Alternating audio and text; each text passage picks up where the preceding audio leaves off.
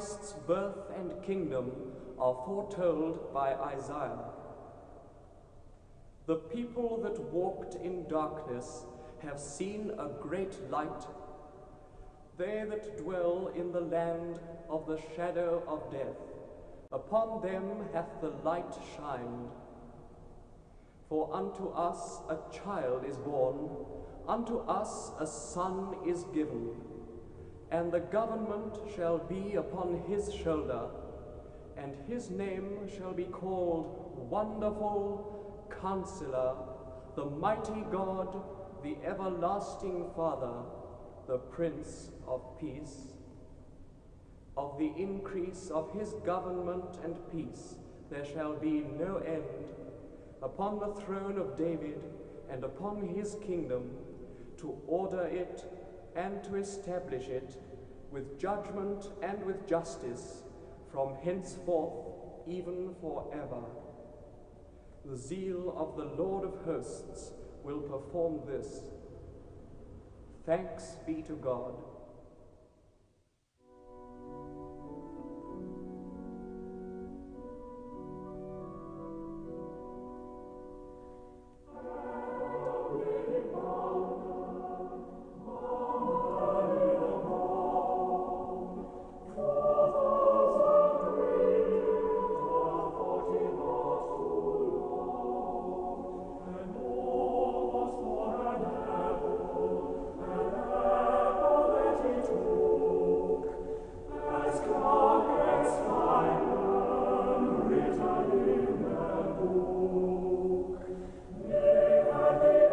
Taken me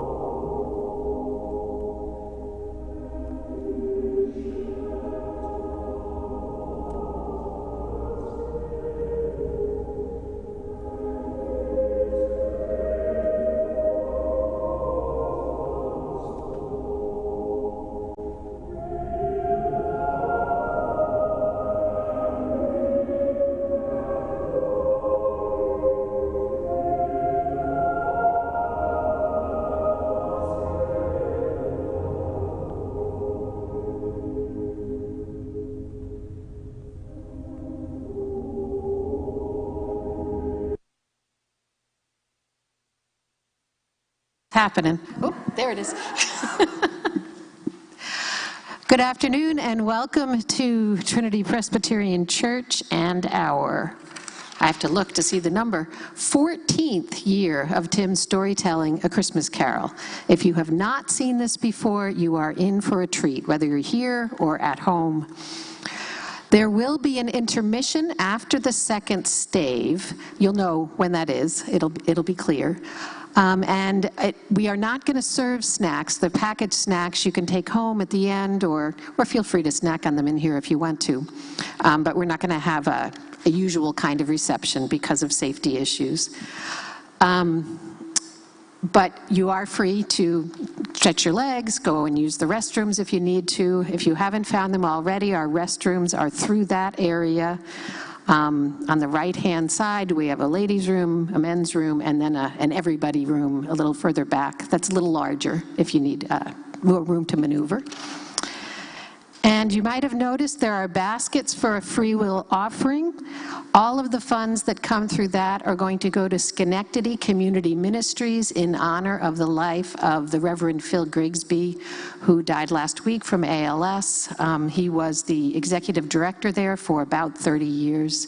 If you're watching the live stream and you'd like to donate, you can go to www.sicm.us/donate. And please note that your gift is in memory of Phil Grigsby. And if you are joining us for the first time, especially on the live stream, join us again tomorrow morning at 10 or in person. And we are glad you're here and invite you to sit back and enjoy this performance.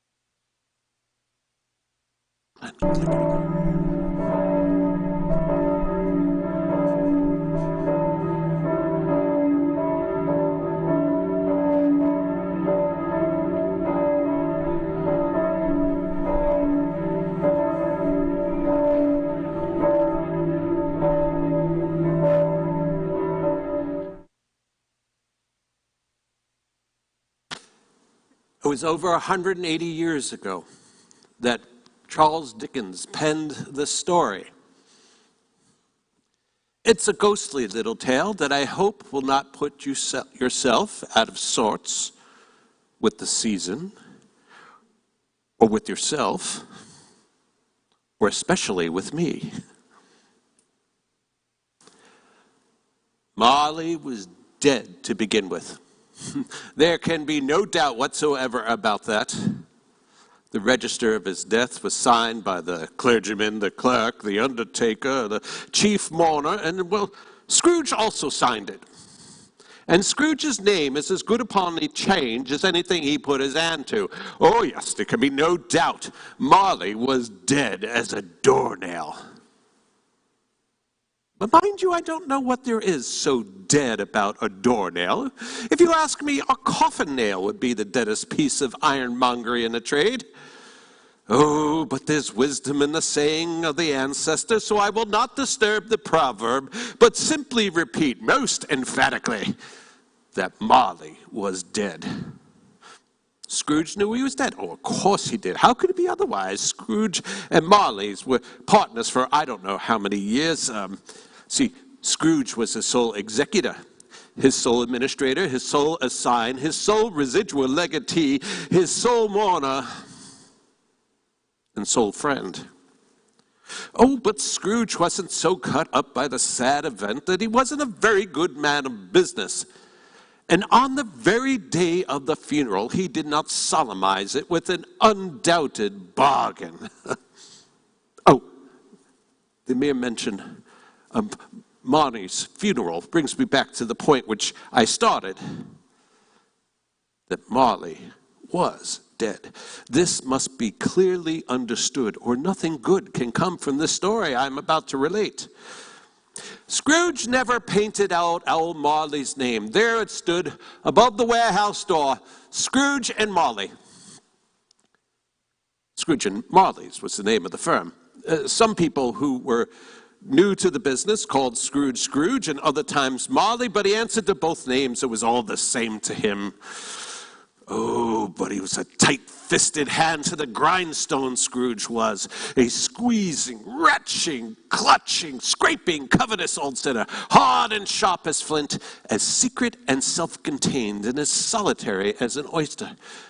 Why, the cold within him froze his features. It nipped at his pointed nose. It shriveled his cheek. It stiffened his gait. It made his eyes red and his thin lips blue, which spoke out shrewdly in a grating voice. Oh, external heat and cold had little influence upon Scrooge. No warmth could warm him, the wintry weather chill him. No wind that blew was bitterer than he, and the heaviest rain and snow could only better him on one account. It was often said that they fell handsomely, but Scrooge never did. There was a frosty rime on his head, and on his brow, and on his wiry chin. Not at all. You know, it was always said that no one ever stopped Scrooge on the street and with gladsome looks said, "My dear Mr. Scrooge, how are you? When will you come see me?" No beggar implored a trifle of him. No children ever stopped him on the street to ask what o'clock it was. In fact, no one ever, man or woman, ever stopped him to ask where it was to such and such a place. In fact, even blind men's dogs seemed to know him, and when they would see him coming on, they would pull him into doorways and up courts as if to say, "No eye's better than an evil eye, master." Oh, what did Scrooge care? It was the very thing he liked. Now, once upon a time, of all the blessed days of the year, Scrooge sat busy in his counting house. Oh, and it was cold and bleak and biting and foggy weather. And though the city clocks had just gone 3 o'clock, it was dark already. Now, Scrooge kept the door of his counting house open so he could keep an eye on his clerk, who, in a dismal little cell, a sort of tank, really, he sat copying letters. Now, Scrooge's fire was very small, but his clerk's even smaller, and looked to be but one coal. But he couldn't replenish it because Scrooge kept the coal box in his own office. Once when the clerk went into the office with the shovel, that Scrooge predicted that it may be time for them to part. Oh, and it had grown colder yet that the clerk tried to warm himself by his candle. Not being a man of great imagination, he failed. "Merry Christmas, Uncle! God save you!" This was the voice of Scrooge's nephew, Fred, who had just come in through the door. Scrooge said, "Bah!" And since he couldn't figure out anything else to say, he followed it with a humbug. "Christmas a humbug, Uncle? You don't mean that." "I do. What's there to be so merry about? You're poor enough." "What's there to be so dismal about? You're rich enough." "Bah," said Scrooge. "Oh, don't be cross, Uncle." "What else can I be when I live in a world of fools such as this?" "Merry Christmas. What's Christmas time to you but a time of paying bills without any money? To find yourself another year older and not an hour richer? Why, if I could work my way, every idiot who goes about with Merry Christmas on his lips should be boiled in his own pudding and buried with the stake of holly in his heart." I like that. "Uncle! Nephew!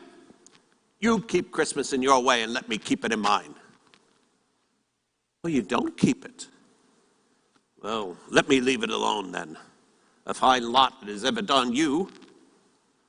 "Oh, Uncle, there are many things that I have benefited from, but have not profited in the least. Christmas, I dare say, is one of them. I believe Christmas to be a good time, a kind, forgiving, charitable, pleasant time of year. Why, the only time I know of in the long calendar year when men and women open up their shut-up hearts freely and treat one another as fellow travelers to the grave rather than as some other race bent on other journeys. Though it has never put a scrap of gold or silver in me pocket, I say Christmas has done me good, and Christmas will do me good, and I say God bless it. The clerk in his cell involuntarily applauded, but when he realized his impropriety, he poked at his fire and extinguished that coal forever. Scrooge said, "Let me hear another sound out of you, and you'll keep your Christmas by losing your situation." And then turning towards his nephew, he said, "Why, you're quite a powerful speaker, sir. I wonder why you don't go out for Parliament." "Oh, Uncle, you come and have dinner with Bess and me." Scrooge said, "Why did you get married?" "Because I fell in love." "Because you fell in love." He said it as if it was the only thing dumber than a Merry Christmas. "Oh, Uncle, I want nothing from you. I ask nothing from you. Why can't we be friends?" "Good afternoon." "Well, I've made my homage to Christmas, and I will keep my Christmas humor to the very last. So, a Merry Christmas, Uncle." "Good afternoon." "And a Happy New Year." "Good afternoon." Fred paused at the door to wish season's greetings upon Scrooge's clerk, who returned them cordially. When Scrooge saw this, he said, "There's another fellow, my clerk. 15 shillings and a wife and family, wishing him a Merry Christmas.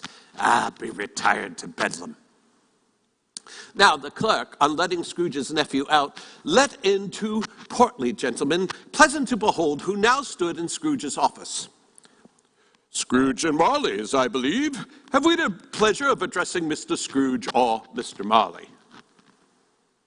"Mr. Marley has been dead for 7 years. In fact, he died 7 years ago, this very night." "Huh. Well, no doubt his liberality is well represented by his surviving partner." "Bah," said Scrooge. "Mr. Scrooge, at this festive time of year, it is usually more than customary for us to make some slight provision for the poor and destitute who suffer so." "Are there no prisons?" "Oh, plenty of prisons." "And the union workhouses, are they still in operation?" "Well, they are, but I wish to say they weren't." "Oh, by what you said, gentlemen, I thought something had stopped them in their useful course." The other gentleman said, "Mr. Scrooge, a few of us are endeavoring to create a fund to buy the poor some food and drink and means of warmth. What can we put you down for?" "Nothing." "Oh, you wish to remain anonymous?" "I wish to be left alone. Since you ask me what I wish, gentlemen, that is it. I don't make merry myself at Christmas. I can't afford to make idle people merry. My taxes help to support those institutions which I have mentioned. Those who are too poor ought to go there." "But some can't go there, and some would rather die." "If they'd rather die, let them do it and decrease the surplus population. Besides, I don't know that." "Well, you could know that." "It's not my business. It's enough for a man to understand his own business and not interfere with anybody else's. Mine occupies me constantly. Good afternoon." The gentlemen, on seeing it would be useless to pursue their point, left by the door, and Scrooge returned to his labors with a rather high opinion of himself and a more facetious temperament than was usual. Oh, and it had grown colder yet. The owner of a scant young nose bent at Scrooge's keyhole and began to regale him with a Christmas carol. God rest ye merry gentlemen, let nothing bring dismay. Scrooge grabbed the ruler with such energy that the owner of the scant nose ran off and left the keyhole to the darkness amidst. Well, at long last, the hour for shutting up the counting house arrived, and with an ill will, Scrooge dismissed his clerk, who snuffed out his candle and now stood with his hat in his hand in Scrooge's office. Scrooge said, "I suppose you'll be wanting the whole day tomorrow." "If quite convenient, sir." "It's not convenient, and it's not fair. If I were to stop you half a crown, you think yourself ill-used." "It's only once a year, sir." "Fine excuse for picking a man's pocket every 25th of December. You be here all the earlier the next morning." And when the clerk promised that he would, Scrooge left the office with a growl and went and took his usual melancholy dinner in his usual melancholy tavern, and then retired to his rooms, which once belonged to his dead partner. Now, nobody lived in this building but Scrooge, except a few merchants rented some of the rooms, like the wine seller who kept his casks in the basement. Scrooge approached the door with its large knocker. Now, it is a fact that there's nothing exceptional about that knocker, except that it was exceptionally large. And it was also a fact that Scrooge passed it every evening and every morning and paid it little notice. But when he looked at the knocker this time, it was not a knocker, but the face of Jacob Marley. Whoa!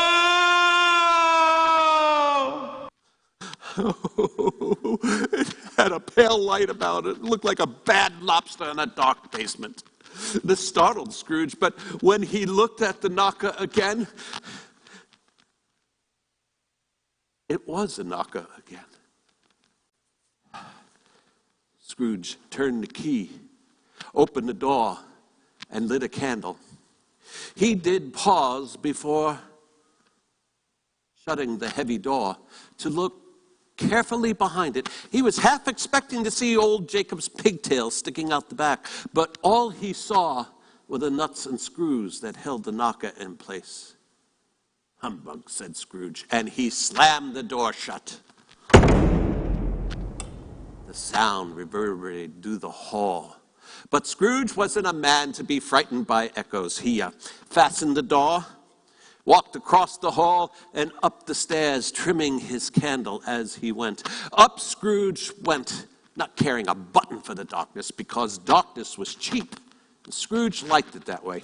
Now, he did pause before shutting his own chamber door to inspect his rooms to make sure that all was right.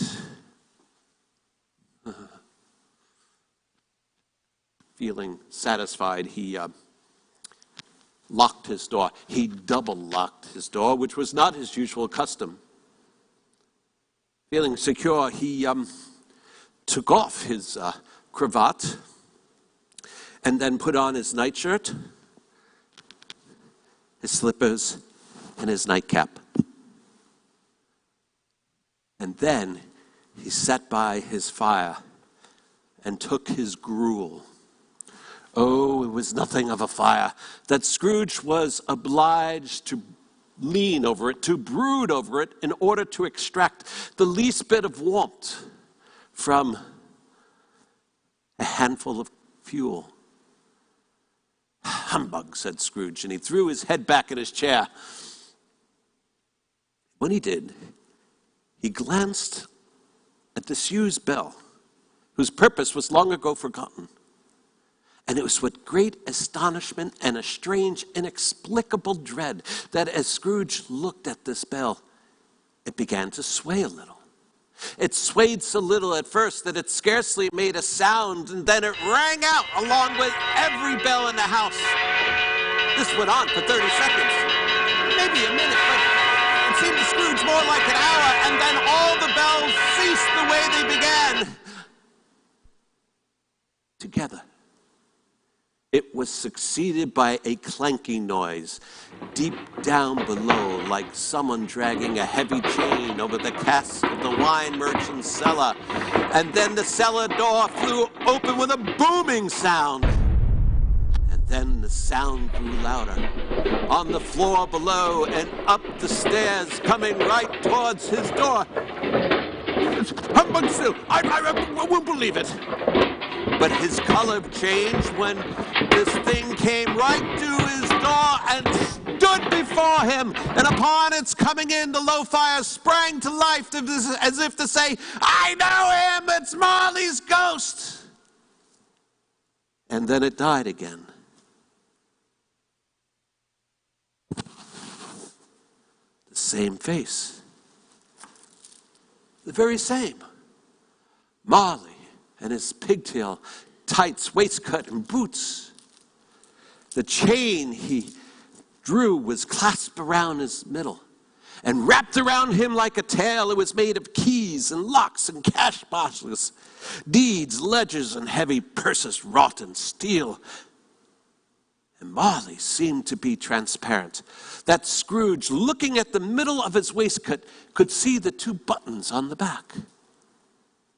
Scrooge looked at this phantom standing before him, and though he could actually feel the chilling effect of the cold, dead eyes, and he could trace the texture of the folded kerchief round his head and chin, Scrooge was incredulous and doubted his senses. What do you want with me? Much. Oh, that was Marley's voice, all right. Who are you? Ask me who I was. Well, who were you then? In life, I was your partner, Jacob Marley. Oh, said Scrooge, can you sit down? I can. Well, do it then. Marley sat opposite Scrooge and stared right at him. And though he kept perfectly still, his hair and tails and tassels were agitated as if from the vapors of a hot oven. You don't believe in me? I don't, said Scrooge. Why do you doubt your senses? Because a little thing upsets them. A slight disorder of the stomach makes them cheat. Why, you may be a bit of undigested bread, meat, a crumb of cheese, a blot of mustard, a fragment of an underdone potato. Why, there's more gravy than of grave about you. Marley let out a frightful cry and shook his chains with such a dull and appalling sound that Scrooge grabbed the arms of his chair. But how much greater would his horror be when Marley undid the folded kerchief round his head and chin, and his lower jaw fell upon his chest. Scrooge fell to his knees and held up his hands. Mercy, mercy, why do you trouble me? It is required of every being that he walk about his fellow beings. If it does not do so in life, it is condemned to do so in death. My spirit must wander the world and witness what it cannot share, but might have and turn to happiness. Again, Marley let out a cry and shook his chains and wrenched his shadowy hands. Scrooge said, why do you wear those chains? I wore the chains that I forged in life, link by link and yard by yard. I gird them of my own free will, and of my own free will I wear them. Is its pattern unfamiliar to you? Scrooge began to tremble. Oh, Ebenezer, if you only knew the length and the weight of the chain you bear yourself. It was long and heavy and full as this 7 Christmases ago. You have labored on it since. It is a cumbersome chain. Scrooge looked down at his feet, half expecting to see 50 or 60 fathoms of iron rail, but he saw nothing. He said, oh, Jacob, please speak some comfort to me. I have none to give. I cannot rest. I cannot linger anywhere. Oh, why did I not move beyond the narrow limits of our money-changing hole, and now restless journeys lie before me? You travel fast, said Scrooge. On the wings of the wind. 7 years traveling all the time. I guess you saw a great deal of land in that time. Whoa! Molly yelled and screamed, captive bound and double ironed, not to know any Christian soul find its life too short for its vast usefulness. But you're always a good man of business. Business! Mankind was my business. The common welfare was my business. Marley held out its chain and threw it on the ground. It is at this rolling time of year that I suffer most. Oh, why did I always walk about my fellow beings with my eyes cast down, never once to see the star that led the wise men to that poor abode? There are no poor abodes its light could conduct me. Scrooge began to tremble even more. Hear me, my time is nearly done. I have sat invisible beside you these last 7 years. That was no light part of my penance. This was not an agreeable idea to Scrooge, and he shuddered and wiped his brow. Hear me. I am here to warn you, Ebenezer, that you still have a chance and hope of avoiding my fate. Oh, well, you always a good friend to me, Jacob. You will be haunted by 3 ghosts.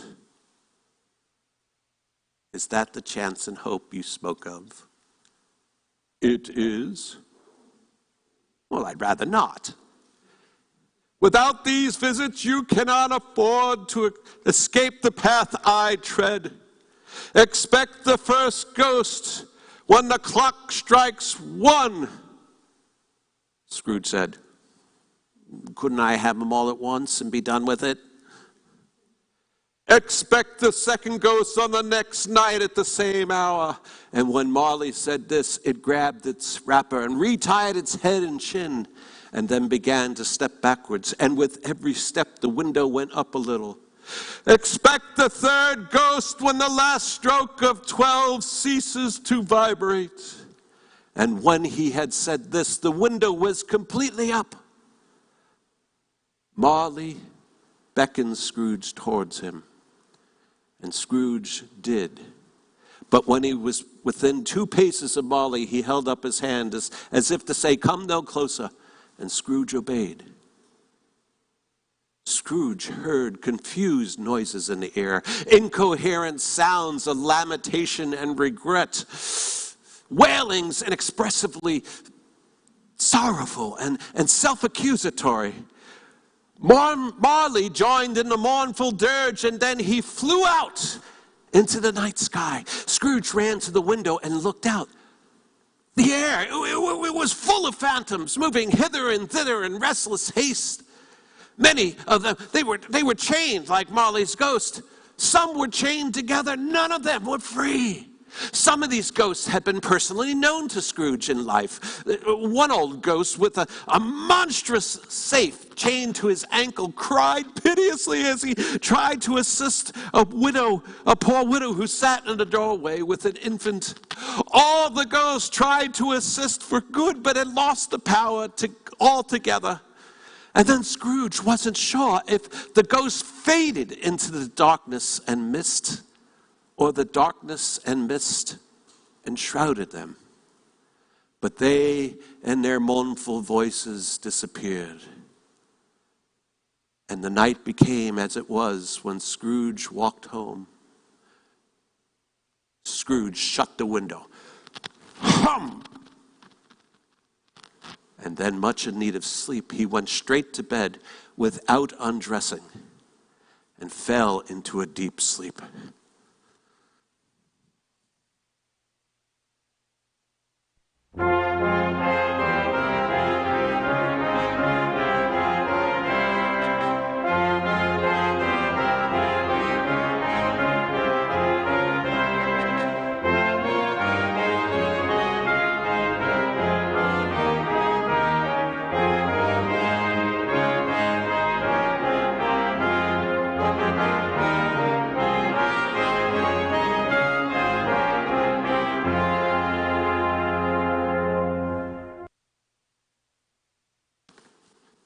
Scrooge awoke, it was dark.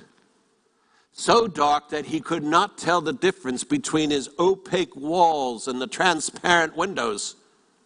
He was endeavoring to pierce the darkness with his ferret eyes when a local bell tower sounded a deep, dull, hollow, melancholy.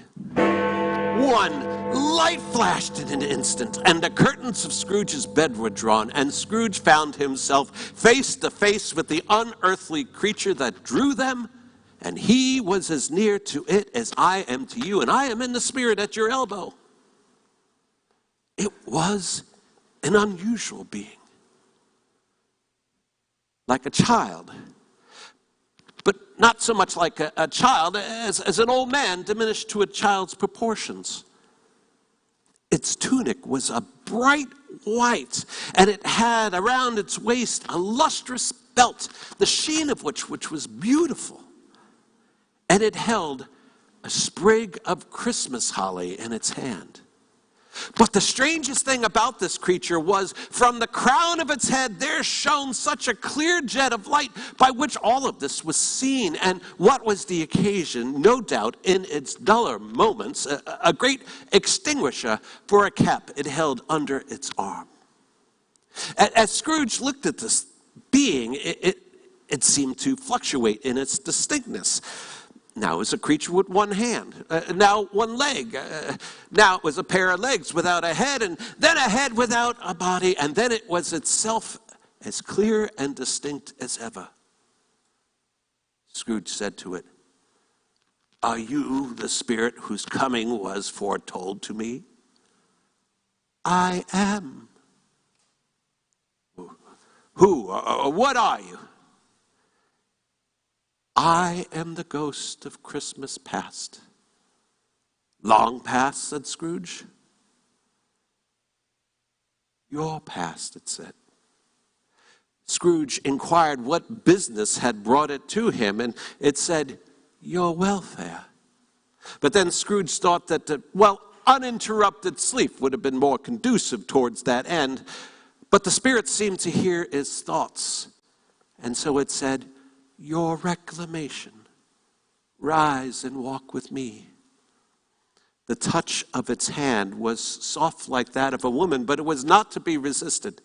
And when Scrooge saw that the spirit was making towards the window, he grabbed this robe in supplication and said, "Oh, merciful, I am mortal and likely fall." The spirit said, "There, but a touch of my hand here," it said, touching his heart, "and you will be upheld in more than this." And after it had said this, they walked right through the wall. Scrooge found himself on an open country road with fields on either side. The city had completely vanished, and along with it went the darkness and mist.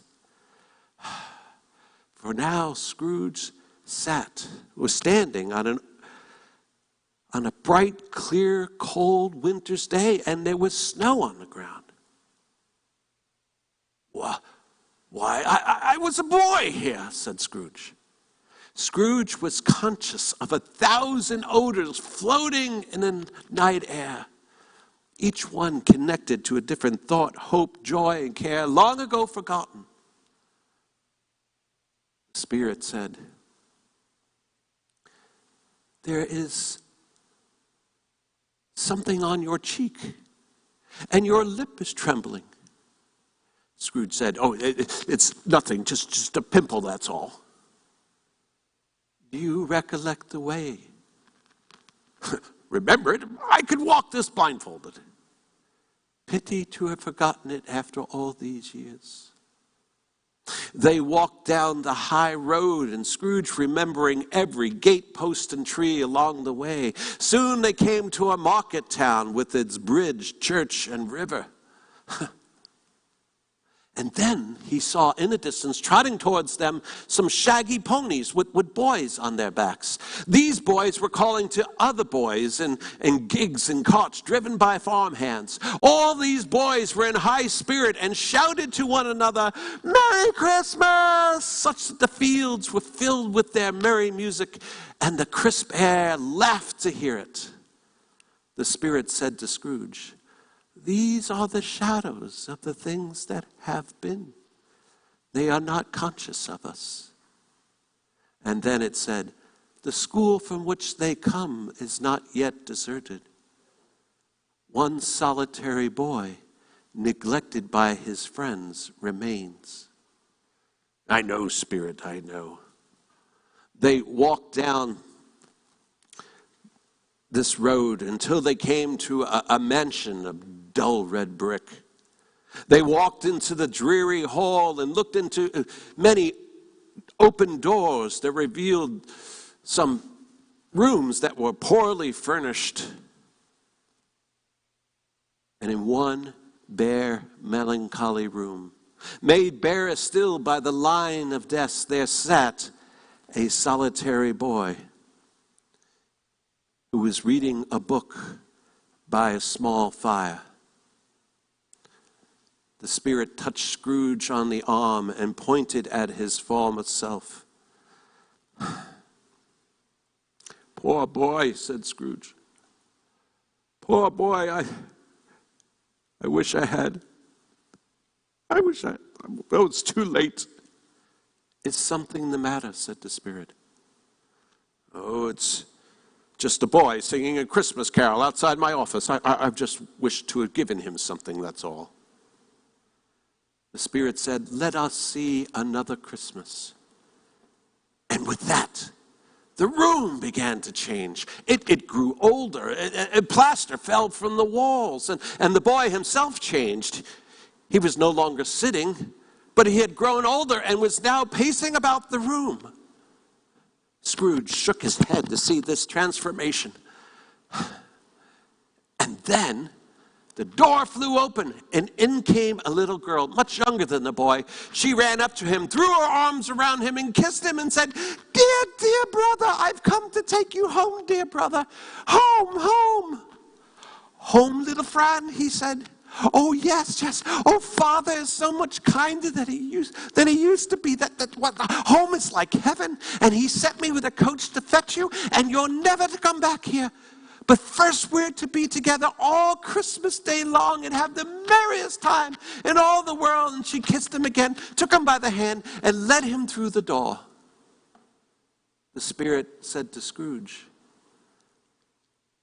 "Always a delicate creature, that a breath might have withered. She died a woman with children?" "One child," said Scrooge. "Your nephew. Come, let us see another Christmas." And the scene changed, and now Scrooge found himself on the busy thoroughfares of the city. Shadowy pedestrians were passing and repassing. Coaches and carts were battling for the way.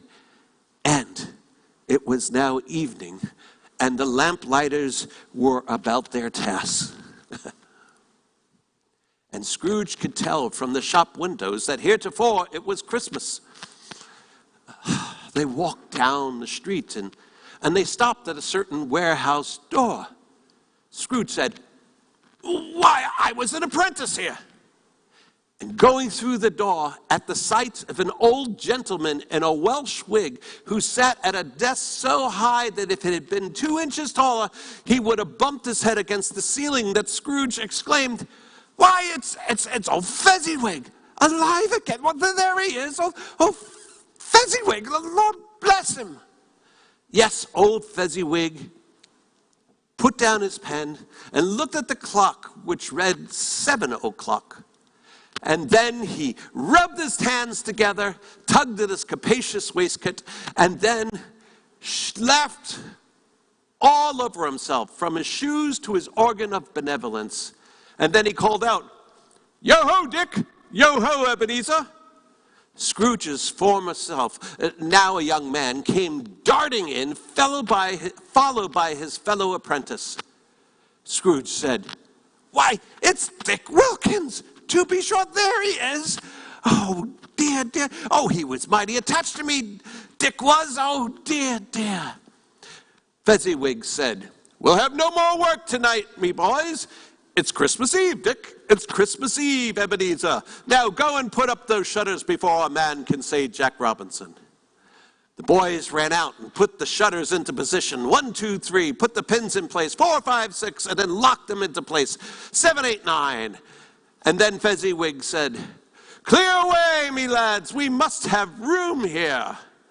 Well, there was nothing the boys wouldn't or couldn't clear away with old Fezziwig looking on. It was done in half a minute. Every movable was packed away as if it were dismissed from life forever. And then the floors were swept and watered. Fuel was placed upon the fire. And soon the warehouse was as warm and snug and dry and bright as you would want a banquet room on a Christmas night. Then in came the fiddler with music under his arm and went into the high desk and made an orchestra of it, and then he tuned up his fiddle that sounded like 50 stomach aches. And then in came Mrs. Fezziwig with her capacious smile. In came the 3 Miss Fezziwigs, who were beaming and lovely. In came their 6 followers, whose hearts they broke. In came the cook and the housemaids. In came all the young men and women of the business, some shyly, some boldly, some awkwardly, some gracefully. In they came, every how and anyhow, and then away they all went. 20 couples at a time, halfway around and back again, up the middle and back again. That old head couple was always turning up at the wrong spot, but new head couple took off as soon as they got there. All were head couples at once. Now, there could have been 4 times as many people there. And old Fezziwig, despite his rotundness, was more than a match on the dance floor. And Mrs. Fezziwig was his equal in every respect. And that is high praise. And if there's higher praise, you tell me it, and I'll use those words. Finally, Fezziwig clapped his hands and said, "Well done, well done." And then the fiddler plunged his face in a pot of porter, which had been preserved for that purpose. And then there were more dances, and there was cake, and there was more dances, and a great cold roast and mince pies, and more dances, and plenty of beer, and more dances. But when the hands of the clock said 11, and the domestic ball began to break up, Mr. and Mrs. Fezziwig each took their positions, one on either side of the door, and they greeted each and every one of their partygoers as they departed, wishing them a Merry Christmas. Scrooge, meanwhile, was acting like a man completely out of his wits, into the scene and with his former self. The Spirit said to him, "Small matter to fill these silly folk with such gratitude? This whole party cost a few pounds of your mortal money. 3 or 4, perhaps. Is that so much that he deserves such praise?" Scrooge said, "Oh, it isn't that, Spirit. It's that he had the power to make us happy or unhappy, to make our service, pleasure, or toil light or burdensome. The happiness he gave was that it was worth a fortune." Scrooge became quiet. The Spirit looked at him and said, "Is something the matter?" "No, Spirit, no." "Oh, there must be something." Scrooge said, "Oh, it's just wished to have had a word or 2 with my clerk this morning. That's all." "My time grows short," said the Spirit. "Let us see another Christmas." And again the scene changed. And Scrooge now saw himself as a man in the prime of his life. And though he did not bear the harsh and rigid lines of old age, he was showing the signs of care and avarice. He was not alone, for sitting on the bench next to him was a pretty young woman who had tears in her eyes that reflected back the light of the ghost of Christmas past. She began, "It matters little, very little. Another idol has possessed you, Ebenezer. But if it can bring you cheer and comfort in the years to come, as I would have strove to do, I've no cause grieve." "Oh, what idol has possessed me?" "A golden one," she said. "Oh, you fear the world too much, Ebenezer. I have watched as your nobler aspirations have fallen off one by one until the master passion gain obsesses you. Have I not?" "Oh, what then? If I've grown wiser, what then? I've not changed toward you, have I?" "In words, no." "In what then?" "You are changed in nature. Altered spirit. Another atmosphere of life. Oh, Ebenezer, if you were free, would you choose a dowryless girl such as me? I do know. And so I release you, Ebenezer, with the full heart of the man you once were. May you be happy in the life you have chosen." She got up alone, and they parted in different directions.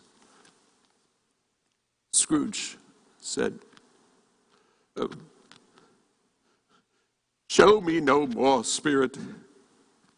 Take me back. Why do you delight in torturing me?" "One shadow more." "No more, no more, show me no more." But the spirit pinioned his arms against his sides and forced him to look at what was next. Scrooge found himself in a room, not very large or handsome, but it was full of comfort. And he saw a pretty young girl sitting there by her fire, who looked so much like the last one that Scrooge thought it was the same. But then he saw her, now a comely matron, sitting across from her daughter by their evening fire. They were not alone, as there were more children there, and the room was perfectly tumultuous. You know, once the poet said there were 50 children acting like one. Well, each one of these children was acting like 50. And then there was a knocking at the door, and such a bustle ensued that the mother, with laughing face, had to part the company in order to greet her husband, who came in loaded with Christmas toys and brown paper parcels. Oh, the children used chairs as ladders in order to scale him, to despoil him of all his Christmas presents. They hung around his neck in irrepressible affection and hung on to his cravat. Oh, the wonder and delight was the development of each gift. And then Scrooge watched ever closer as the master of the house, with his daughter leaning fondly upon his side, sat down with her and her mother across from his own fire. And once Scrooge thought that another creature, just as graceful and full of promise, might have called him father, and been the springtime and the haggard winter years of his life. His eyes became dim. The father began, "Belle, I saw an old friend of yours today." "Who?" she said. "Guess." "I don't know. Ebenezer Scrooge." Right. I was walking by his office. His shutters were open, and he had a candle lit. I could scarcely not see him. You know, I hear his partner lies dying this very night." But there he was, working all by himself, quite alone in the world. Scrooge said to the spirit, "Remove me from this place." The spirit said, "These are the shadows of the things that have been. That they are, do not blame me." "Remove me," said Scrooge. "I don't want to see it. Leave me. Take me back. Haunt me no longer." And with a sudden effort, Scrooge grabbed the great extinguisher for a cap and plunged it over the spirit's head. The spirit's form dropped completely underneath it. Nothing was seen except the flood of light that strewn across the floor. And then as Scrooge wrestled with the cap, he became conscious of being in his own room and just how tired he was. And then he gave the cap a parting squeeze, and the light vanished. And Scrooge had barely time to reel to bed, and he fell into a deep sleep.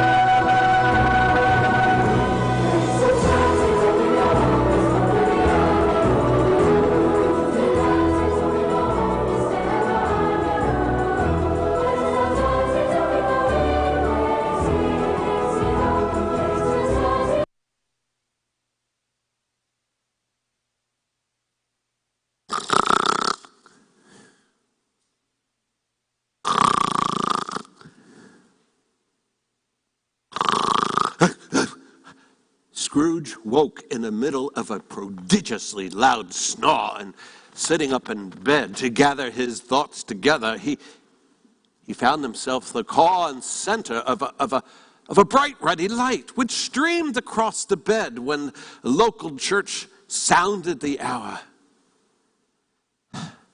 And being only light, it was more alarming than if it had been a dozen ghosts.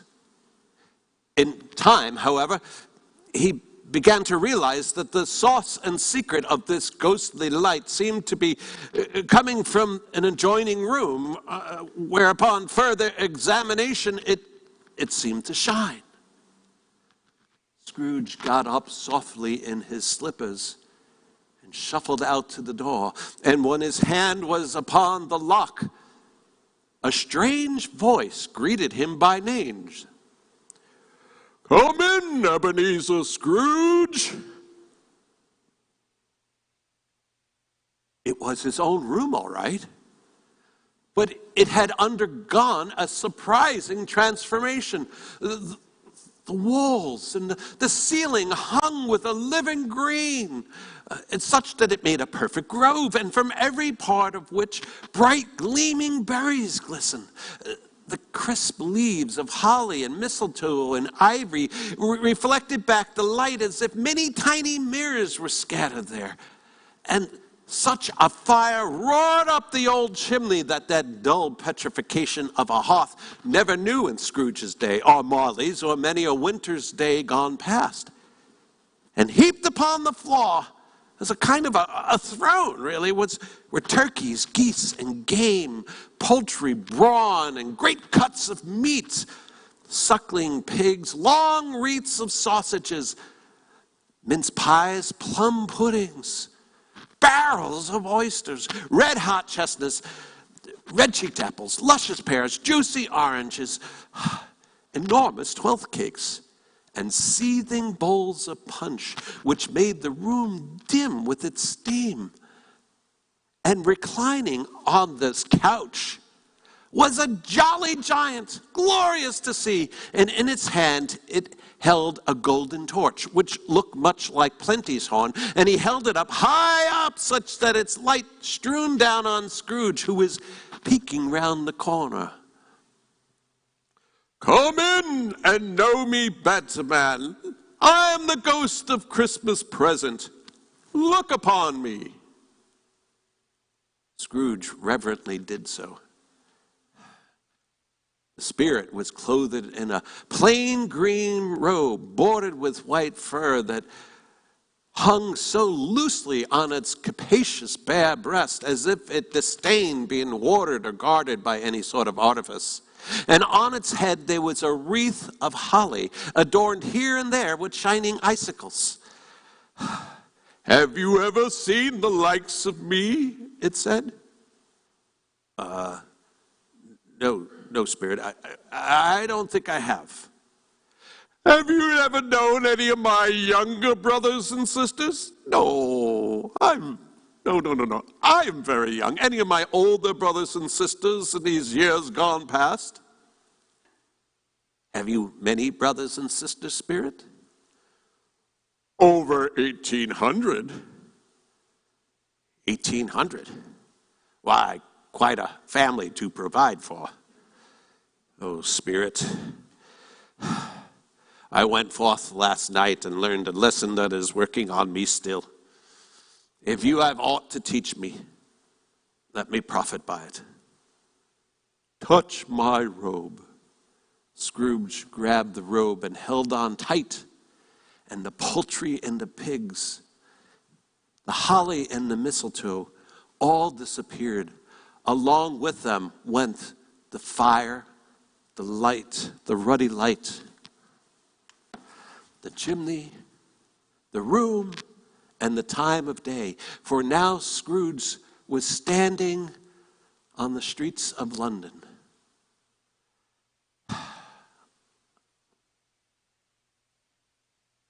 Fronts of the houses were black, and the windows were even blacker, contrasting with the sheet of white snow on the roof above and the dirtier snow on the ground below. Sky was gloomy, and the short streets were choked with a dingy mist, as if all the chimneys of Great Britain had caught fire and were blazing to their heart's content. There was nothing cheerful about the city, and yet cheerfulness seemed to be in the air. Those who were shoveling from the rooftops were jovial and full of glee, and they shouted to one another from the parapets, "Merry Christmas!" And once or twice a facetious snowball was exchanged. And then church steeples called all good people to church and chapel, and out they came in their best clothes and happiest faces. And also from scores of by-lanes and streets there came innumerable people carrying their dinners to the baker's shops. Now these poor revelers interested the Spirit most, because it went and stood in a certain baker's doorway with Scrooge clinging to his side, and uncovered the dinners as their bearers passed, and sprinkled a kind of incense on them from his torch. This was a most unusual torch, for once and twice when angry words were shared by dinner carriers that jostled one another, the Spirit shed a few drops of water on them from the torch, and their good humor returned upon the instant. They said, "Oh, it's a shame to be quarreling on a Christmas day." And it was, God love it, it was. Scrooge said to the Spirit, "Is there a peculiar flavor you sprinkle from your torch?" "There is my own." "Does it work on any dinner given this day?" "To any kindly given, to a poor one most." "Why a poor one most?" "It needs it most." Then Scrooge said, "Spirit, I wonder why you, of all beings, would cramp these people's opportunities for innocent employment." "I?" "Well, you would close these establishments on the seventh day, the only day at all they could say they could dine." "I?" "Well, you seek to close them down, and it all comes to the same thing on that seventh day." "I seek?" "Well, forgive me if I'm wrong, but it's been done in your name and the name of the members of your family." The Spirit said, "There are some on this earth of yours who do their deeds of pride and prejudice, hatred and ill will, envy, boastfulness, and selfishness in my name. But they are as strange to me and all my kin as if they were never born. You remember that, and charge their deeds to their account, not to mine."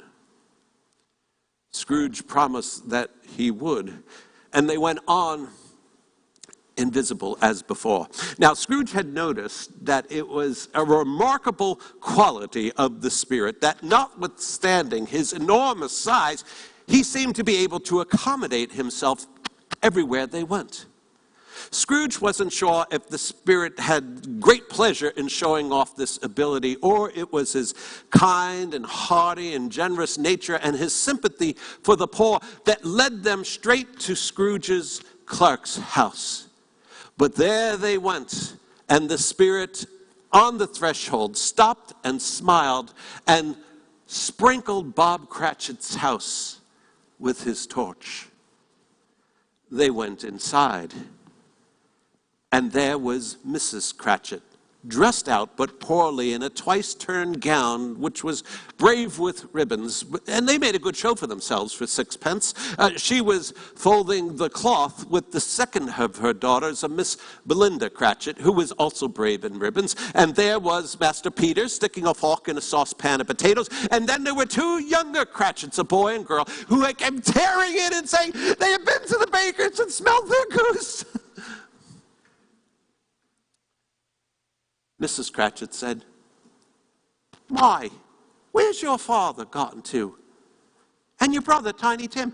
And Martha wasn't as late as this by half an hour." "Here's Martha," said the two younger Cratchits, who seemed to be everywhere at once.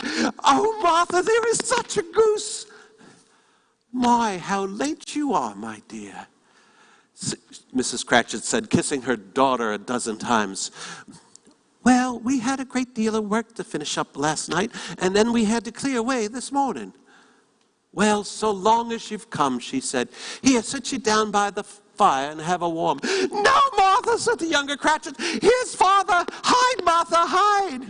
So Martha hid herself, and in came Bob Cratchit, with Tiny Tim upon his shoulder. Alas, poor Tim bore a little crutch, and his limbs were supported by iron braces.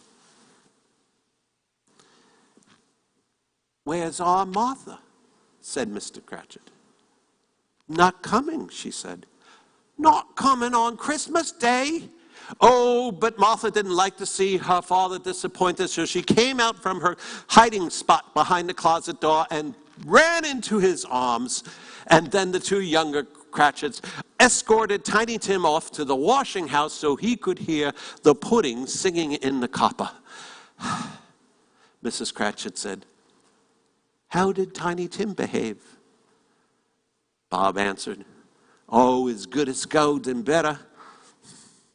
You know, he becomes quite thoughtful sitting by himself all day. Well, he thinks the strangest things, you know, because he said to me on our way home that he hoped the people saw him at church, because he was a cripple, because it might be pleasant for them to remember on Christmas Day who it was that made blind men see and lame beggars walk. He is getting stronger, or Tim is. Oh, but then Tiny Tim's active little crutch was heard upon the floor before another word could be spoken. And a brother and sister escorted him by his stool by the chimney corner. And then Bob rolled up his cuffs as if they could become any more shabby and compounded in a clay jar a mixture of hot gin and lemons and stirred it round and round, and then he placed it upon the hob to keep warm. And then Master Peter and the two ubiquitous Cratchits went off to the baker's shop to go and fetch their goose, which they brought back in high procession. Oh, there was such a bustle ensued that you would have thought the goose was the rarest of birds. Mrs. Cratchit got the gravy prepared ahead of time, hissing hot. Master Peter mashed the potatoes with incredible vigor. Miss Belinda sweetened up the applesauce. Martha dusted the hot plates. Mr. Cratchit put Tiny Tim on his stool in the corner of the table next to himself. And then the two younger Cratchits put chairs for everybody. At long last, the dishes were set upon, and grace was said. And it was succeeded by a breathless pause, as Mrs. Cratchit looked down the long carving knife and prepared to plunge it into the breast. And when she did, and that long expected gush of stuffing oozed forth, there was one murmur of delight all around the board. And Tiny Tim, encouraged by his brother and sister, banged his knife handle on the table and feebly yelled, hurrah! Oh, there never was such a goose. Its flavor and seasoning, its size and cheapness were the subjects of universal admiration. Eked out by the potatoes and the applesauce, it was a fitting meal for the whole family.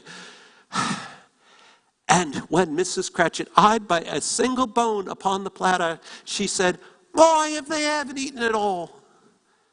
And then Miss Belinda began to change the plates, and Mrs. Cratchit got up from the table alone, too nervous to bear any witnesses, and went out to the washing house to turn out the pudding and bring it in. While she was gone, Bob leaned over the table and said, suppose the pudding shouldn't be done enough. Suppose it'll break in the turning out. Suppose somebody gotten over the wall of our backyard while we was making merry with the goose and stolen it. A supposition that made the two younger Cratchits livid. All sorts of horrors were thought. Hey, what's that? Oh, it's a blot of steam. That was the pudding coming out of the copper. And what's that? That's a smell of a washing day. That was the cloth coming off the pudding. Oh, smell of an eating house. That was the pudding. And in half a minute, Mrs. Cratchit returned with the pudding, hard and firm like a bespeckled cannonball, aflame in igniting brandy, and bedight with the sprig of Christmas holly in its top. "A wonderful pudding," said Bob Cratchit. "Best since our wedding day." "Oh, I had me doubts about the amount of flour," returned Mrs. Cratchit. In fact, everybody had something to say about it, but no one suggested it was rather a small pudding for such a large family. Oh, Annie Cratchit would have blushed at the mere suggestion, and it would have been plumb heresy to say so. At last dinner was done. The cloth was folded. Fuel was placed upon the fire. Bob sampled the hot stuff in the jar, and he did it perfect. Apples and pears were strewn upon the table. Red chestnuts were placed upon the fire, and the family gathered round the fire in what Bob Cratchit called a circle, but was really half a one. And there at Bob's side was the family's collection of glassware, which consisted of 2 tumblers and a custard cup missing its handle. Oh, but these held the hot stuff from the jug better than golden goblets would have done. Bob served it up with beaming looks as the chestnuts sputtered and crackled on the fire. At last, Bob offered up a toast. "A Merry Christmas, my dear ones. God bless us." The family re-echoed the toast, and Tiny Tim, last of all, said, "God bless us, everyone." Bob held his tiny withered hand in his own, so tightly as if he feared it might be taken from him. Scrooge, looking upon this, turned to the spirit and said, "Spirit, tell me, will Tiny Tim live?" The spirit said, "I see an empty stool in the chimney corner and a crutch without an owner, well preserved. If these shadows remain unchanged by the future, the child will die." "No, Spirit," said Scrooge. You tell me he will live." The Spirit returned. "If he would die, let him do it, and decrease the surplus population." Scrooge bent to hear his own words quoted back to him. But the Spirit wasn't done. "Man, if you be man, forbear this wicked cant of yours until you know what is surplus and where surplus is. Are you to judge who is to live and who is to die? It might be in the sight of heaven that you are less worthless and less fit to live than millions like this poor man's child." Scrooge cast his eyes to the ground at the Spirit's rebuke, but then lifted it when he heard his own name being mentioned. It was Bob Cratchit. "I give you Mr. Scrooge, the founder of the feast." Mrs. Cratchit then said, "Founder of the feast indeed! I wish he were here, and I give him a piece of my mind to feast upon, and I hope he have a good appetite for it." "My dear, the children, Christmas Day." It'd have to be Christmas Day when someone would toast the health of someone so stingy and odious and hard and unfeeling as Mr. Scrooge. "Oh, you know it is so, Robert. No one knows it more than you." "Christmas Day," he said. "Oh, all right. I'll drink his health for your sake and for the day's, and not for his. To Mr. Scrooge, Merry Christmas and a Happy New Year. I'm sure he'll be merry and happy, I have no doubt." The children re-echoed the toast after her. was the first of their proceedings to have no heartiness to it. Tiny Tim drank it last of all, but he couldn't care tuppence for it. Oh, there was no doubt about it. Scrooge was the ogre of the family. And the mere suggestion of his name cast a shadow upon the party that lasted 5 full minutes. But when it returned, they were 10 times happier than before. And by they had a song about a boy lost in the snow on a winter's morning, sung by Tiny Tim, who in a plaintive little voice sang it very well indeed. In a bleak midwinter, frosty wind made moan. They were not a handsome family. They were not well dressed.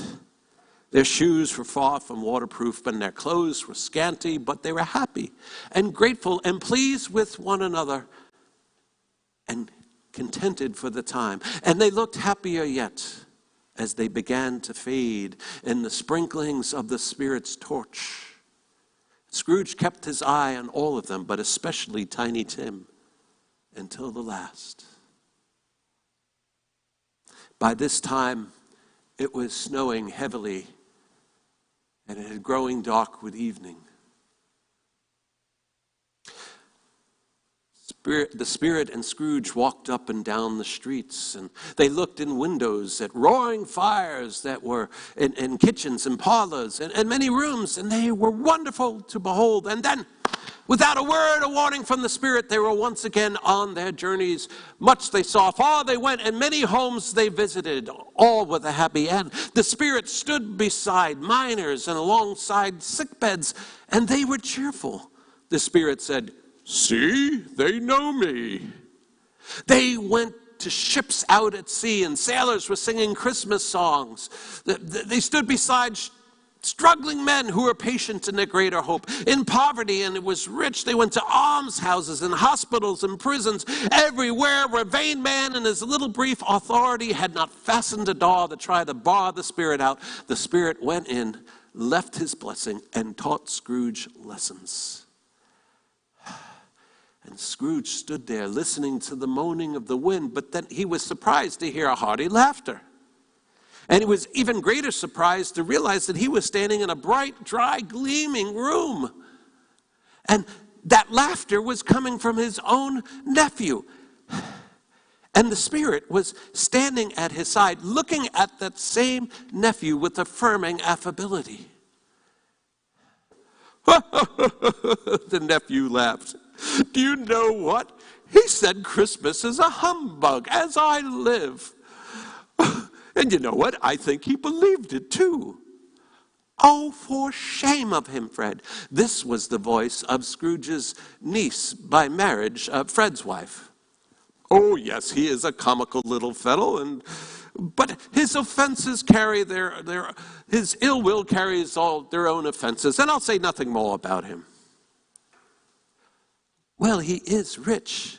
At least that's what you tell me." "Oh, what of it, my dear? He doesn't do any good with his money. He doesn't even make himself comfortable with it. He doesn't even give himself the satisfaction of thinking he's going to benefit us with it."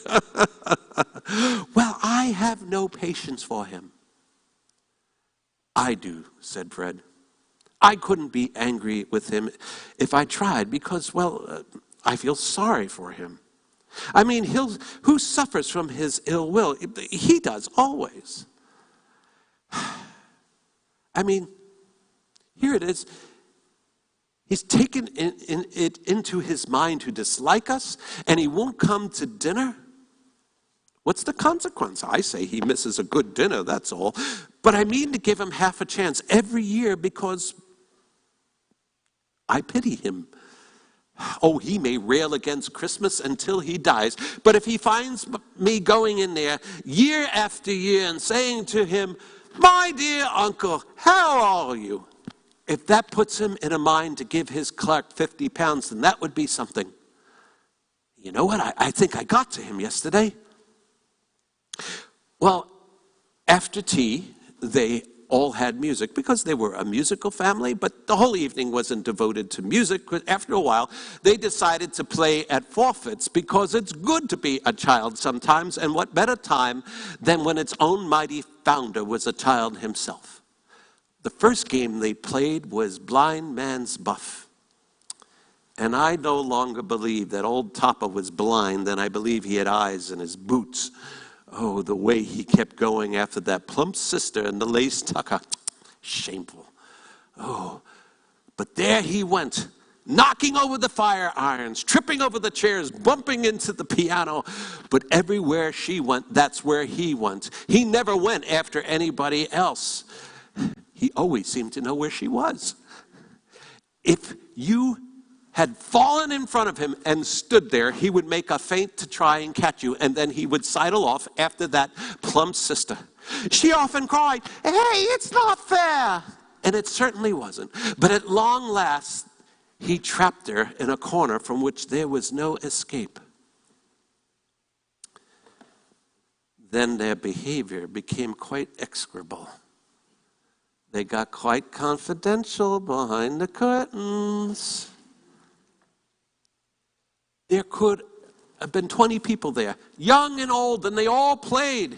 And Scrooge also played, wholly forgetting his reason for being there and that his voice made no sound in their ears. The Spirit was glad to see Scrooge in this mood and smiled at him. That Scrooge begged like a little boy, "Can I stay until the guests leave?" But the Spirit said this would not be possible. "Here's a new game, Spirit. Just one more." The game was yes or no. It started by Fred.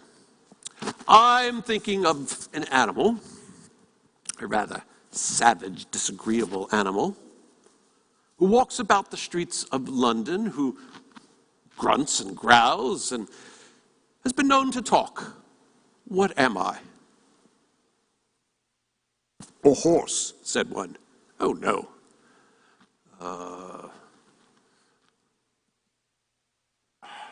"A wee doggy?" "Oh, certainly not." No, and it wasn't a bear, a cat, or an ass. Finally, that plump sister said, I think I know." "Well, who is it?" said Fred. Is it your Uncle Scrooge?" As it certainly was, though many argue that the answer to "is it a bear" ought to have been yes. Scrooge's nephew again said, "Well, since my uncle has caused us such merriment on this evening, it would be ungrateful for us not to toast his health. So raise a glass of mulled wine, everybody. Come on, raise a glass of mulled wine. To Uncle Scrooge. A Merry Christmas, Happy New Year, whatever he is." Oh, Scrooge had become so gay and light of heart that he would have pledged the unconscious company in return if the Spirit gave him the chance. But the scene passed off in the last breath of the words spoken by Fred. And again, once again, they were on their journeys. It was a long night. If only it were a night, because Scrooge had his doubts, because he noticed that the Spirit was growing older. He said nothing about this until they were standing in an open field, and he noticed that the Spirit's beard had turned gray. He said, "Are spirits' lives so short?" "My time on this earth is very short indeed," said the Spirit. "It ends tonight." "Tonight?" said Scrooge. "Tonight at midnight." "Hark, my time approaches." A local church tower was sounding 11:15. And Scrooge said, "Spirit, forgive me if I am not justified, but I see something there, not belonging to yourself, sticking out from your robes. Is it a hand or a claw?" The Spirit said, "It might as well be a claw for all the flesh there is upon it. Look here." and from the foldings of its robe it revealed two children, wretched, abject, frightful, hideous, miserable. They knelt at the Spirit's feet and clung to its outer robe. "Look here, down here, look, look." They were a boy and a girl, yellow, ragged, frightful, scowling, and yet prostrate in their humility. "Spirit," said Scrooge, are they yours?" "They are man's, but they cling to me, appealing to their fathers. This boy is ignorance, this girl is want. Beware them both in all their degree. But we beware this boy most, for I see doom written on his brow before the writing can be erased." "Have they no refuge? No recluse?" The Spirit said, "Are there no prisons? No counting houses?" Scrooge bent to hear his own words quoted back to him yet again. And when he looked up, the Spirit was no longer there. He looked for it here and there, and it was not to be seen. And then Scrooge remembered the prediction of Jacob Marley. And when the last stroke of midnight seemed to vibrate, he looked up and saw a solemn phantom, draped and hooded, coming like the mist on the ground. Slowly, gravely, silently, the Spirit approached, and when he drew near to Scrooge, he fell down on one knee. For through the very air in which the Spirit moved, it seemed to dispel mystery and gloom. It was shrouded in a deep black garment, which covered its head, its face, and form. Nothing of it could be seen except an outstretched hand. It was tall and stately, and when it drew near to Scrooge, he was filled with a solemn dread. Oh, Spirit, are you the Spirit of the ghost of Christmas yet to come? The Spirit merely pointed at the ground. You are about to show me the things that have not happened but will happen in the time before us? The Spirit inclined its head. This would be the only answer Scrooge would get. Now, Scrooge had become so used to being in the presence of ghosts that he had grown used to them. But in the presence of this spirit, Scrooge was so nervous that his legs trembled, that he could hardly stand. The Spirit gave him a chance to recover, but this startled Scrooge even more, realizing that behind that dark shroud, ghostly eyes were staring at him. Oh, Spirit, I fear you more than any other spirit that I have seen. But since I know your purpose is to do me good, and I wish to be another man from what I was, I will gladly bear your company and do so with a grateful heart. Will you not speak to me? The Spirit just pointed into the distance. Right. Lead on, Spirit. The night is waiting fast. It is precious time to me. Lead on, lead on. The Spirit moved away from Scrooge the way it had come, and Scrooge followed in the shadow of its dress, which seemed to lift him up and carry him along. And the city seemed to spring up around them. But there he was, on the heart of it, upon the exchange. There were these Shadowy merchants moving up and down and chinking change in their pockets the way Scrooge remembered. The ghost pointed to a certain knot of businessmen meeting, and Scrooge went in and listened to their talk. "Why, I don't know anything about it," said a great fat one with a monstrous chin. "Well, I know he's dead, that's all." "When did he die?" said one. "Oh, I don't know, last night, I believe." "Well, what did he do with his money?" "Oh, I don't know, he hasn't left it to me, that's all." A third said, "Why, it's likely to be a cheap funeral. I'm not sure anybody would go to it. Hey, let's form a party and volunteer." "I don't mind going. If lunch is provided, I must be fed if I'm to join one." "You know, I wasn't sure if I wasn't his most particular friend. You know, we used to stop and talk whenever we met. Ta-ta." The spirit glided on and pointed to two other people meeting. They were also known to Scrooge.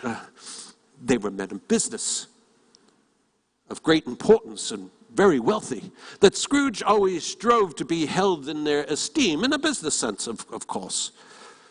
Scrooge listened to their talk. "Well, old Scratch got his own at last." "Oh, yes, said the other. "It's mighty cold for Christmas time." "Are you on Christmas?" "Oh, something else, I believe." That was it. That was the meeting. That was their conversation. That was their parting.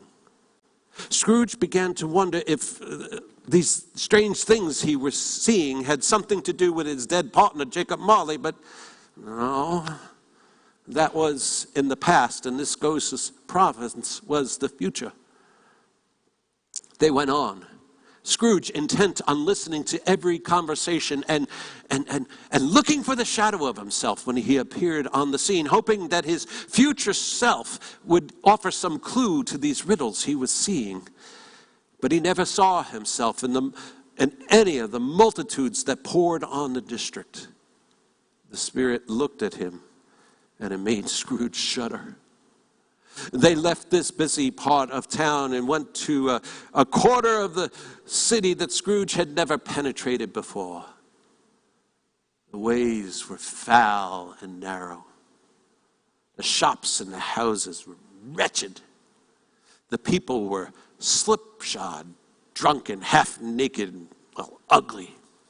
The whole area reeked of crime, of filth, of misery. Scrooge and the spirit came to a low-brow beetling shop where iron, bones, and bottles, and rags, and greasy offals were sold. And there, sitting amongst his wares, was a gray-haired rascal, about 70 years of age, smoking a pipe. Scrooge and the spirit came into the presence of this man just when a woman with a heavy bundle slung over her shoulder came slinking in, and she was followed close behind by another woman similarly laden, and right after her was a man in faded gray, an undertaker's assistant, who was no less startled at the sight of them than they were in the presence of one another. And after a period of brief astonishment, they all laughed. The proprietor, Old Joe, began. "Well, you couldn't have found a better place to sell your wares. Here, come into the parlor. Let me see what you brought to sell." The parlor was a place behind some old rags. The first woman, a Mrs. Filbert, came in first, and she threw her bundle on the floor and looked at the other two with bold defiance. "Open the bundle, old Joe," she said. "Open the bundle and tell me what it's worth. Speak plainly. I'm not afraid to go first, not afraid to let these others see. Oh, it's no sin. We all knew what we was helping ourselves to before we arrived. Open the bundle, Joe." Old Joe got on his knees and unfastened many knots and pulled out a heavy roll of dark stuff. "What's this, then, Mrs. Filbert? His bed curtains? You don't mean you took them down, rings and all, with him lying there? Who else's, do you think? Oh, don't you be getting no oil in them blankets? His blankets? Well, he ain't likely to catch cold without them now, is he? He didn't die of anything catching, did he? Oh, don't you worry about that. I wasn't so fond of his company that I'd loiter around for such things. Oh, you may eye that shirt until your eyes hurt, but you won't find a hole in it or a threadbare spot. It's the best one he had, and a fine one, too. He would have wasted it if it weren't for me. What do you mean by wasting it? To putting it on him to be buried him. Somebody was fool enough to do so, but I took it off him. Calico would be best for the likes of him. Scrooge listened to this conversation in horror. And then old Joe took out a flannel bag and told the Gaines out on the floor. And he said, well, that'll be the end of it. Mrs. Filbert said, well, he frightened everybody off while he lived in order to profit us when he's dead. Oh, Spirit, I fear the fate of this man might be my own. My life tends that way now. Oh, merciful heavens, what is this? Scrooge jumped back in horror because he nearly backed up into a bed. A bare, uncurtained bed, where under a ragged sheet something awful lay. And though it were mute, it announced its presence with an awful language. Room was dark, too dark to be observed with any accuracy, but Scrooge looked about it in obedience to some secret impulse to know what kind of room it was. A pale light rising in the air shone down upon the bed, and there under a ragged sheet, plundered and bereft, unwatched, uncared for, unwept, lay the body of this man. Oh, Spirit. But the Spirit was merely pointing at the head. The cover was so carelessly placed that the mere rising of it, the motion of a finger on Scrooge's part, would have disclosed the face. Scrooge thought about it. He felt how easy it would be to do. He longed to do it, but he had no more power to disclose the face and remove the veil than he had at dismissing the Spirit at his side. He said, oh, Spirit, this is a frightful place. Upon leaving it, I will not forget its lessons. The Spirit was unmoved. Oh, Spirit, I would do it if I could, but I have not the power, Spirit. I have not the power. The Spirit kept pointing. Oh, Spirit, is there someone in the city who feels some emotion at this man's death? Show them to me, I beseech you. Let me see some tenderness connected with this death. The Spirit held up its robe before Scrooge like a wing for a moment, and then removed it, revealing a room by daylight where a mother and her children were. She was waiting for someone because she was pacing about the floor in anxious eagerness and was startled by every sound. And alas, a knocking was heard at the door, and she went to greet her husband, who was careworn and depressed, though he were young. And yet there was a look at the light on his face which he tried to repress in shame. She addressed him. Is the news good or bad? Bad, I'm afraid, Caroline. Oh no, then we're ruined. No, there is still hope, he said. Hope, but only if he relents. Oh, he is far from relenting. he is dead.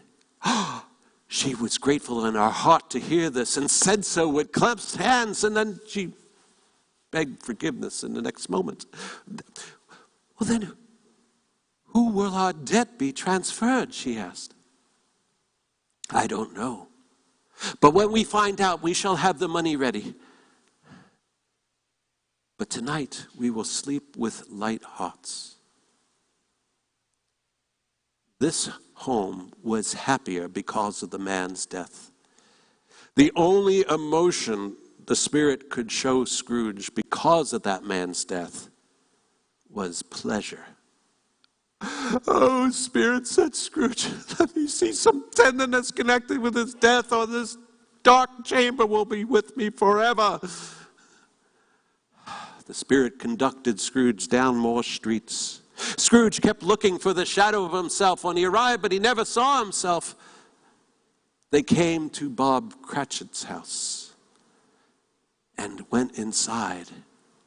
The mother and their daughter and her children were sitting around the fire, very quiet.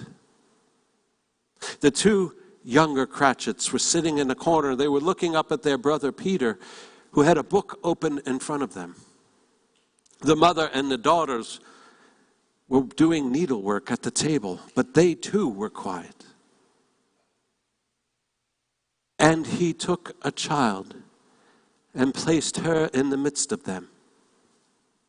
Where had Scrooge heard those words? What, the boy must have read them when he and the Spirit crossed the threshold, but why did he not go on? Just then, Mrs. Cratchit put her needlework down and put her hand to her eyes. The color hurts my eyes. I wouldn't want to show tired eyes to your father for all the world. It must be about his time. Past it, said Peter. But I've known Father to walk much slower these last few evenings. Mrs. Cratchit said, I've known your father to walk very fast indeed with Tiny Tim on his shoulder. But he was light to carry, and your father loved him so. Oh, here's your father now. In came Bob Cratchit in his muffler. Oh, he needed it, poor fellow. His tea was kept warm for him on the hob, and they all strove to see who would help him to it most.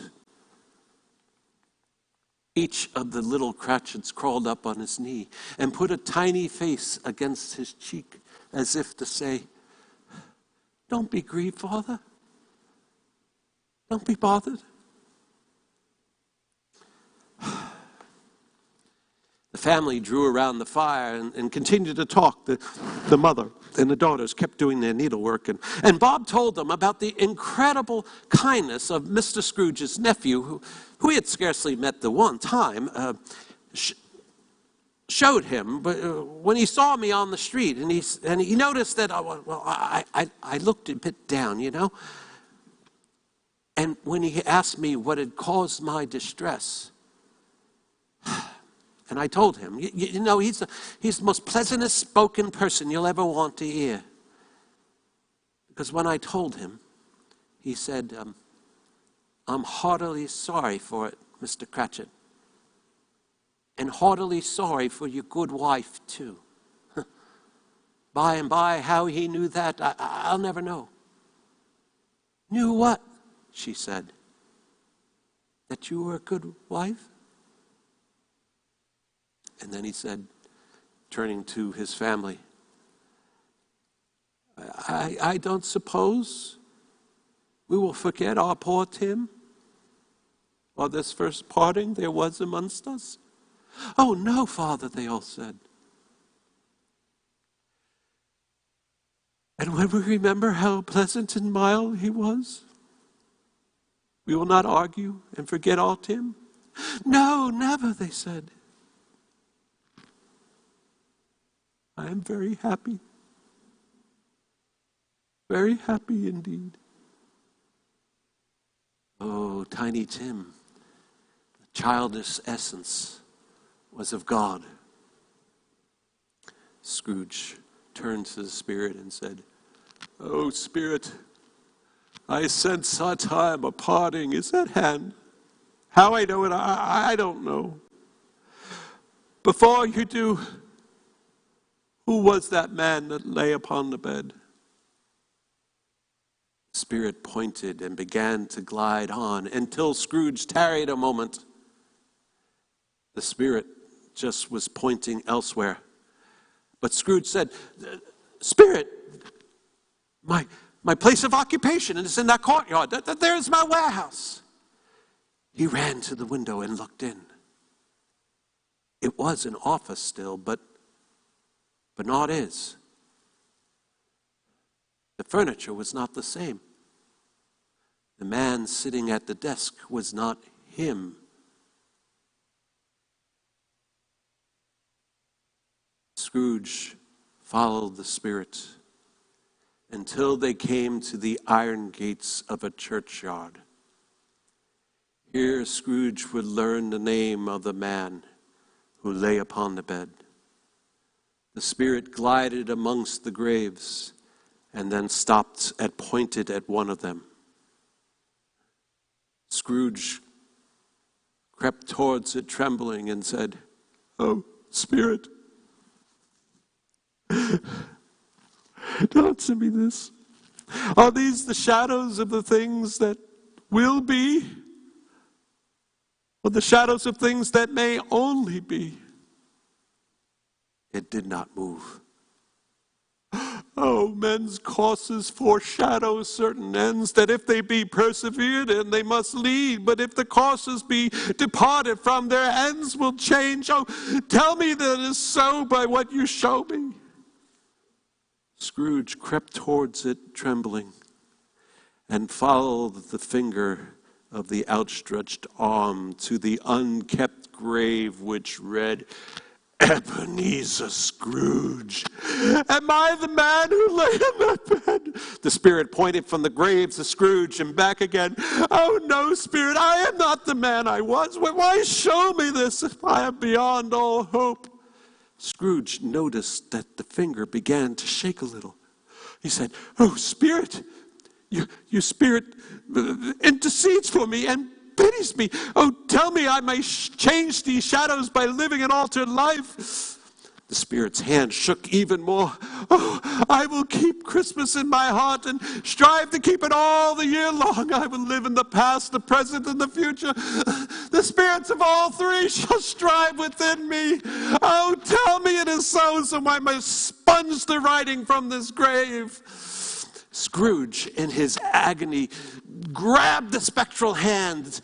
It tried to free itself, but Scrooge was strong in his agony, but the Spirit was stronger yet and repulsed him. Scrooge fell down on its knees and held up its hand in a final prayer to have his fate yet erased, and he noticed an alteration in the Spirit's hood and dress. It shrunk, collapsed, and dwindled into a bedpost. The bedpost. It was his own. The bed, it was his own. And best and happiest of all, the future was his own to make amends in. "I will live in the past, the present, and the future," said Scrooge, scrambling out of bed. The spirits of all three shall strive within me. Oh, Jacob Marley, I say it on my knees. Oh, heaven and Jacob Marley, and Christmas be blessed.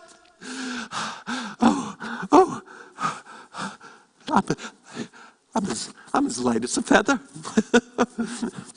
I'm as happy as an angel. I'm as merry as a schoolboy. Really, it was a hearty laugh, and it was quite a good laugh for a man who'd been out of practice for so long. I don't know how what day of the month this is. I don't know how long I've been amongst the spirits. I don't know anything. Why, I'm quite a baby. I don't care. I'd rather be a baby. Scrooge was checked up in his thoughts by the sound of church bells ringing out the lustiest peal he had ever heard. He ran to the window, threw it open, stuck his head out. No darkness, no mist, just bright, clear, stirring, jovial, cold to make the blood dance to. Oh, golden sunshine, sweet fresh air, merry bells, oh, glorious. Scrooge looked down and he saw a young boy walking by in his Sunday best. He said, "Yo-ho, me lad, what day is it?" "What? No, what day is it?" "Why, it's Christmas Day." "Oh, Christmas Day, I haven't missed it. Oh, the spirits did it all one night." Well, they can do anything they want, can't they? "Young man, do you know the poulterer on the next street on the corner?" "Why, I should say I do." "Oh, an intelligent boy, a remarkable boy. Do you know if they still have the prize turkey hanging there? Not the little prize turkey, but the big one." "You mean the one as big as me?" "Oh, yes, oh, a delightful boy. Yes, that's the one. And go and buy it." "What?" "No, I am in earnest. Go and buy it and tell the man to bring it here. Come back with the man, I'll give you a shilling. If you come back with him in 5 minutes, I'll give you half a crown." The boy was off like a shot. Scrooge said, "I shall send it to Bob Cratchit." "Well, he won't know who will have sent it. It's twice the size of Tiny Tim." Oh, the hand by which Scrooge wrote this address was a shaky one, but he wrote it, and then he went down the stairs and opened the door to the street to wait the coming of the poulterer's man. And when he did, he spotted, his eyes saw, that old knocker. "It's a wonderful knocker," said Scrooge, patting it on the head. "Why, I scarcely ever noticed it before. It has an honest expression on its face. I shall love it as long as I live. Oh, here's the poulterer. Oh, yeah, man, Merry Christmas over here." It really was a large turkey. It never would have stood on its legs, or it would have snapped them like sealing wax. "Oh, that's too big for you to carry all the way to Camden Town. You must have a cab." Well, the chuckle Scrooge had when he said this, and the chuckle he had when he paid for the turkey, and the chuckle he had when he paid for the cab, and the chuckle he had when he recompensed the boy was only exceeded by the chuckle he had when he sat down in his chair in his chambers, and then he laughed until he was done. You know what? Shaving is not an easy task for Scrooge, especially with his hand shaking as much as it was. And shaving requires attention, especially when you're not dancing while doing it. At long last, Scrooge got dressed in his best clothes and went down on the street and walked down the street with his hands behind his back, greeting everyone he passed. And who should come to him in a few moments but two portly gentlemen, the very gentlemen who stood in his office the day before and said, "Scrooge and Marley's, I believe." Scrooge grabbed them by the hands and said, "My dear sirs, it was very kind of you. Merry Christmas." "Mr. Scrooge," they said. "Oh, yes, that's my name, and not very pleasant to you, I'm sure. Will you do me a favor?" And he whispered something in their ears. "Mr. Scrooge, are you in earnest?" Yes, I am. And there's another farthing less. And there's a lot of back payments in that, you can be sure." The other one said, "Mr. Scrooge, I don't know what to say to such munificence." "Don't say anything," said Scrooge. "Just come and see me. Will you come see me?" The gentleman said, "We will." "Thank you," said Scrooge. "I'm much obliged to you. Thank you 50 times. Lord bless you." Scrooge then went to church. And after church, he walked about the streets of London, smiling and greeting everyone he passed. He talked to beggars, and he patted children on the head. But when morning turned to afternoon, he set his steps towards his nephew's house. Why, he must have walked up and down in front of the door a dozen times before he got up the courage to knock. But he did it. Yes, he did. "Fred," said Scrooge. "Well, who is this?" It's me, your Uncle Scrooge. I've come to dinner, if you let me in." Why, it's a wonder Fred didn't shake his uncle's arm off. Oh, Scrooge was at home in 5 minutes. And Scrooge's niece, Fred's wife, she looked the same when he saw her. In fact, old Topper looked the same when he arrived, and that plump sister in the lace tucker, she looked the same. In fact, all the young men and women of the party, they looked the same. Oh, wonderful games, wonderful party, wonderful munificence. Ah, but Scrooge was to his office all the earlier the next morning, if only to catch Bob Cratchit coming in late. It was the very thing he set his heart upon. If only to be early there. And he did it. Yes, he did. The clock sounded. 9 o'clock. No Bob. 9:15. No Bob. Bob Cratchit was a full 18 minutes off his time. His hat was off and his muffler too before he came through the door, and then he sat down at his stool and began to write as if he was trying to overtake 9 o'clock. Scrooge said, "What do you mean coming in here at this time of the day?" Trying to feign his old voice as best he could. Bob said, "I'm sorry, sir. I'm off me time." "You are. Yes, you are. Will you do me the favor of coming in here?"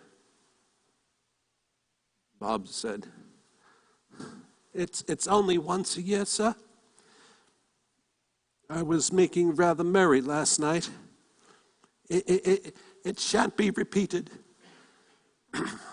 "I'll tell you what, my friend," said Scrooge.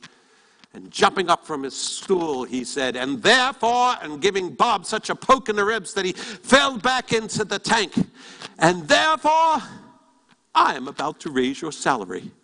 Bob Cratchit had a mind of knocking Scrooge down, pinioning his shoulders to the floor, and calling for help in the courtyard. "What, sir?" "Merry Christmas, Bob. A merrier Christmas than I have ever given you in many a year," he said, patting him on his back. "And I am about to raise your salary and assist you with your struggling family. And we shall talk of your affairs this afternoon over a bowl of smoking bishop. But now you go and buy another coal scuttle before a man can say Jack Robinson." Scrooge did it all, and infinitely more. And to Tiny Tim, who did not die, Scrooge became a second father. In fact, he became a good a man, a good a master, a good a friend as the good old world or any other good old city, town, borough in the good old world ever knew. You know, some people laugh to see this alteration in Scrooge. But Scrooge laughed. He was wise enough to know that nothing good ever happened in this world, that some people didn't have their share of laughter. He laughed in his heart, and that was good enough for him. And Scrooge never had another visit from the spirits, as far as I know. But it was always said of him that he knew how to keep Christmas well if anyone possessed the ability.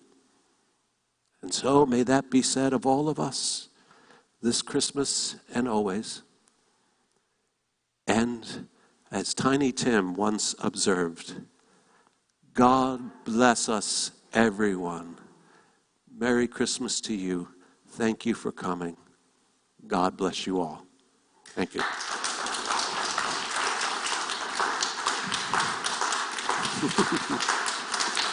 And my helpers back there.